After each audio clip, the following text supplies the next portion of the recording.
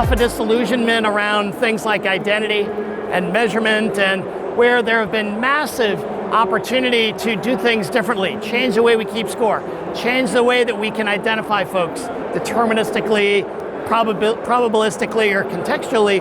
But this is really the year going into Q4 and into 2025 where the testing should be done by now and folks are starting to see results. And those companies or tech partners that are really solid with the proper methodology in a post-cookie world are doing great.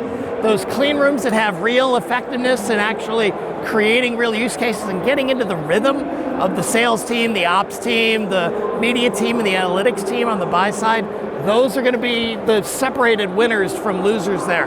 Then the two much bigger that will take years, one is about a specific company, one is about the entire industry. Specific company, of course, would be Google. We were privileged to have helped the DOJ several years ago with their work that has led to this, to help them understand what is good business and what might be unfair business practices for the rest of this entire ecosystem. And so all eyes are obviously on that in Washington, D.C. every single day. And then the balance of AI utilization, we know it's been part of at least half the tech companies here for several years, so it's not a new thing, it just obviously has different attention and use cases now. And so being able to combine human and machine properly for both buyers and sellers to run campaigns, give a little bit more media planning strategy so we're not just retargeting in the open auction and cookie phishing to try to steal credit in ad servers and say, oh, that was me, when it really wasn't you. That's the next generation of, fortunately, better campaigns, better engagement with consumers, and just fair ways of measuring effectiveness for everybody.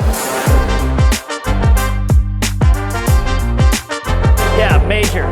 There have been too many publishers and marketers that have been waiting for one company to make a decision as if they are the only ones that have browsers. We know, depending on the publisher and the reach that a marketer is looking for, it's between 50 to 60%, certainly the largest, but we've had plenty of examples of what happened when Apple and Microsoft and others already swept the leg and deprecated cookies there. So yeah, it's for about a third of marketers and publishers that have already been ahead of the curve and already working with new partners and realizing that there's going to be a new world order, they'll be fine, and this will be just finally, okay, great, we can apply those learnings that we've been exacting here and then translate those into the rest of the Chrome browsers.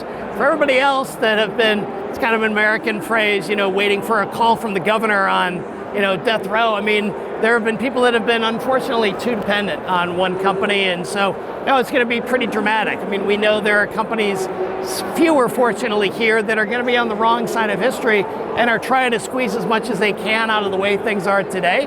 But once the notifications come up from Chrome's audience, we expect that deprecation to go close to 5-10% only still with cookies by the end of this year. So yeah, there needs to be a new way of doing business within the next 6 months pretty dramatically for most to finally get them into a more proper way of actually communicating with their customers and with each other here.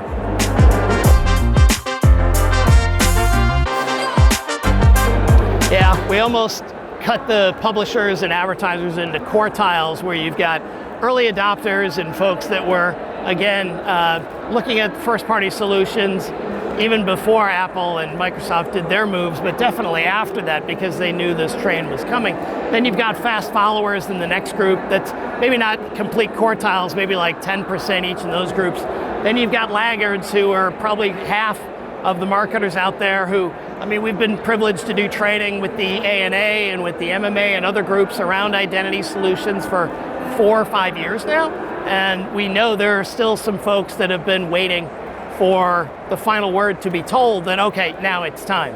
It's understandable, a little bit of human nature, and also just culturally, it's tough when you've been told that putting your money into 3 places using last click, last touch measurement with cookie retargeting, buying cheap CPM in the open auction, even with fraud, even with MFA, the ROI on that scorecard looks good enough. It's tough to tell folks like the CEO and CFO or the client from the agency media director that actually that's a lot of bull. We're talking about changing, in some cases, decades of experience of how people do things. So it's going to take practice to have multiple clean rooms get permeated and integrated within each of these organizations. So it's trending better, but the concern is that there's going to be a pendulum backlash against the category overall, and that trough of disillusionment is going to be coming up a little bit more, as our Gartner friends say all the time, where that pool we think will shrink, but fortunately those that actually have proven their worth and showing a multiple on either CPM or ROI respectively will end up capturing even more share next year.